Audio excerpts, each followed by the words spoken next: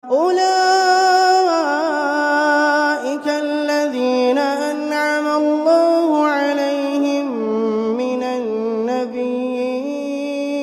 الصلاة والسلام على أشرف الأنبياء والمرسلين نبينا محمد وعلى آله وصحبه ومن تبعهم بإحسان إلى يوم الدين.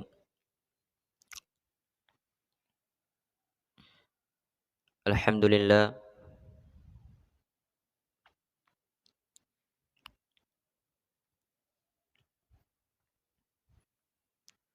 kemarin kita telah menyebutkan tentang sifat orang-orang yang kufur kepada tagut,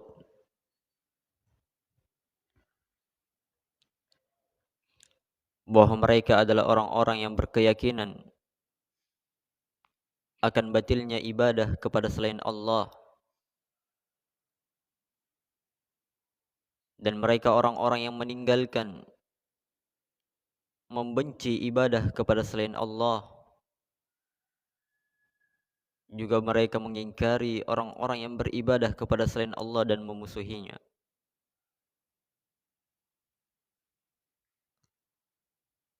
Maka setelah penulis menyebutkan tentang sifat kekufuran kepada tagut,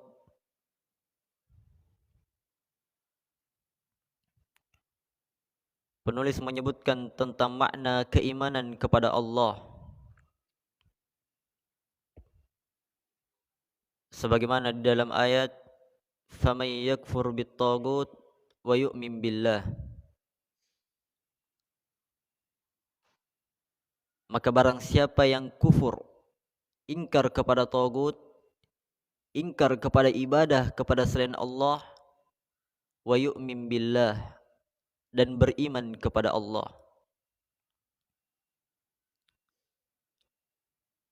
Kata penulis rahimahullahu ta'ala, wa amma ma'na al-iman billah fahuwa an ta'taqida anna Allah huwal ilahul ma'bud wahdahu duna ma siwah.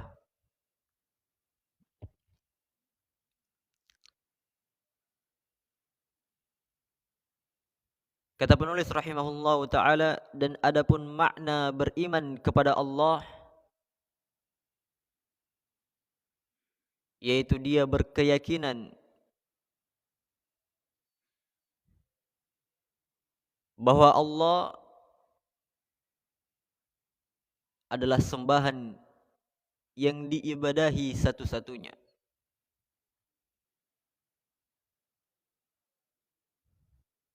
tidak kepada selainnya.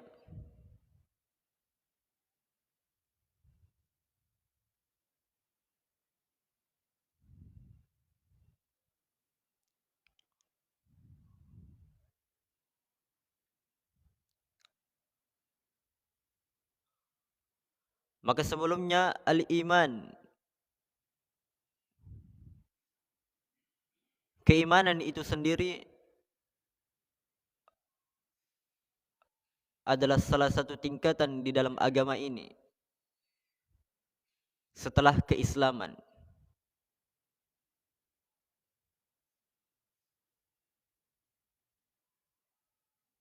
Yang mana di dalam agama ini ada 3 tingkatan seseorang. Tingkatan pertama adalah Islam, tingkatan kedua adalah al-iman, keimanan, dan tingkatan ketiga adalah al-ihsan.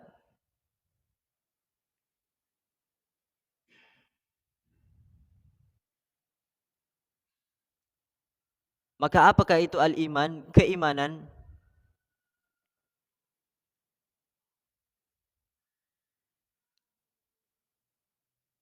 Keimanan kata para ulama, qaulun bil lisan wa i'tiqadun bil janan wa 'amalun bil jawarihi wal arkan wa yazidu fi ta'atir rahman wa yanqusu fi ta'atis syaitan.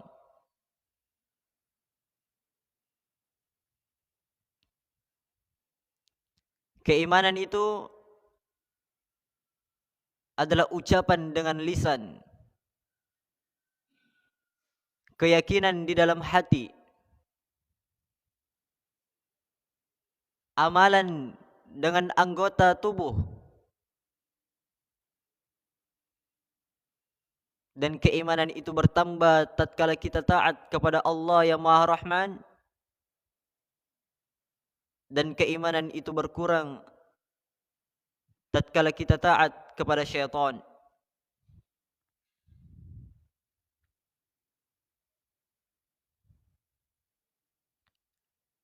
Jadi keimanan itu ini qaulun bil lisan, ucapan dengan lisan.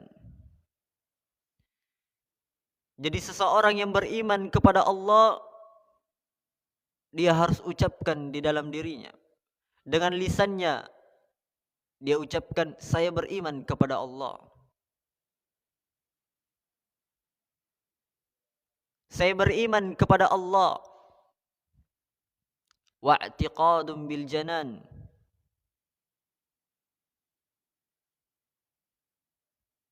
Jadi bukan hanya sekedar ucapan. Tatkala mereka telah mengatakan kami beriman kepada Allah, tetapi hatinya ingkar.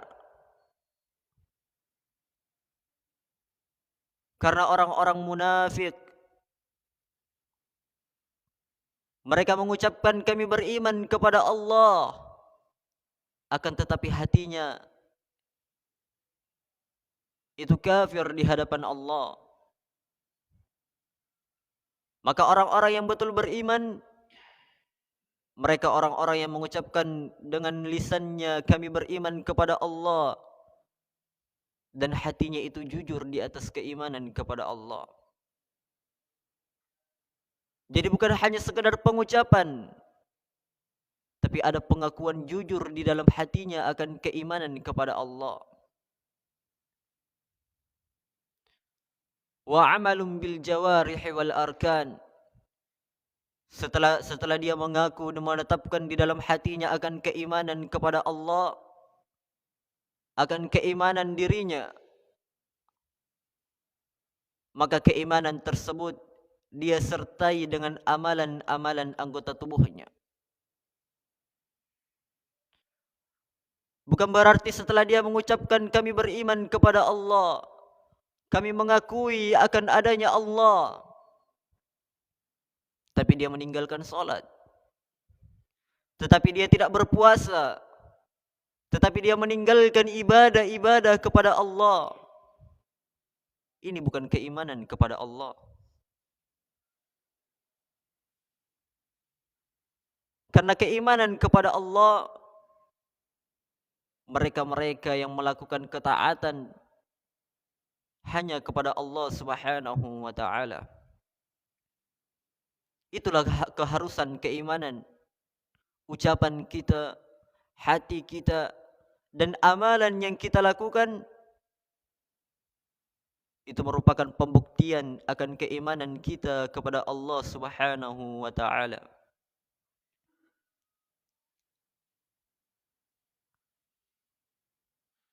Dan keimanan ini yazidu fi ta'atir rahman, itu bertambah juga bisa berkurang.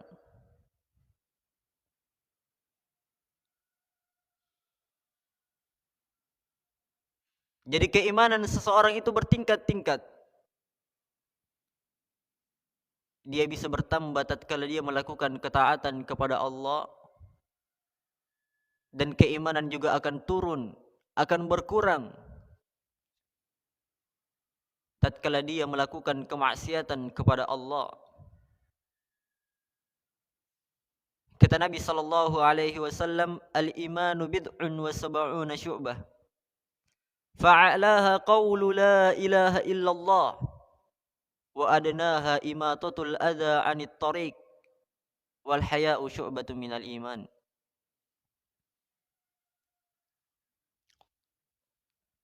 Kata Nabi sallallahu alaihi wasallam, keimanan itu 73 sampai 79 cabang. Artinya ada tingkatan untuk keimanan. Maka tingkatan tertinggi dari keimanan kata Nabi, fa'a'laha qawlu la ilaha illallah, adalah ucapan engkau dengan ucapan la ilaha illallah.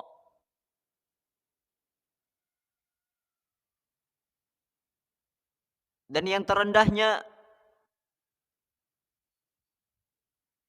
adalah memindahkan gangguan dari jalan. Ada gangguan dari jalan, ada batu misalnya, dia pindahkan, itu merupakan bentuk keimanan. Jadi keimanan adalah perkara yang luas. Ada kebaikan yang kita lakukan, itu merupakan bentuk keimanan kita kepada Allah. Wal haya'u syu'batun minal iman. Bahkan rasa malu kata Nabi, itu merupakan bagian dari keimanan.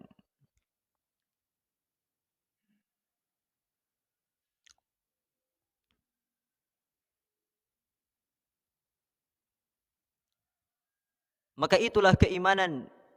Qaulun bil lisan, ucapan dengan lisan, keyakinan di dalam hati, amalan anggota tubuh. Dia bertambah tatkala kita melakukan ketaatan, dan dia berkurang tatkala kita melakukan kemaksiatan kepada Allah. Keimanan memiliki berapa rukun? Rukun keimanan ada 6. Keimanan memiliki 6 rukun, yang mana Allah Subhanahu wa taala sebutkan di dalam firman-Nya, laisal birra an tuwallu wujuhakum qibalal masyriqi wal maghrib, walakinnal birra man amana billah wal yawmil akhir wal malaikati wal kitabi wan nabiyyin. Kata Allah Subhanahu wa taala, dan akan tetapi kebaikan itu tatkala engkau beriman kepada Allah. 1. Wal yaumil akhir, hari akhir. 2. Wal malaika, para malaikat. 3. Wal kitabi wan nabiyyin, beriman kepada kitab-kitab, beriman kepada para nabi. 4 dan 5. Kemudian Allah berfirman, inna kulla syai'in khalaqnahu biqadar, sesungguhnya kami menciptakan segala sesuatu itu dengan qadar, dengan takdir, yaitu beriman kepada takdir Allah Subhanahu wa taala.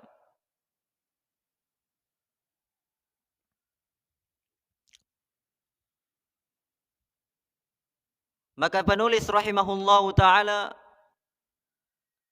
ingin menjelaskan kepada kita semua di sini rukun keimanan yang pertama, yaitu al-imanu billah, beriman kepada Allah Subhanahu wa taala. Yang mana beriman kepada Allah Subhanahu wa taala terkandung padanya 4 perkara. Beriman kepada Allah terkandung padanya 4 perkara.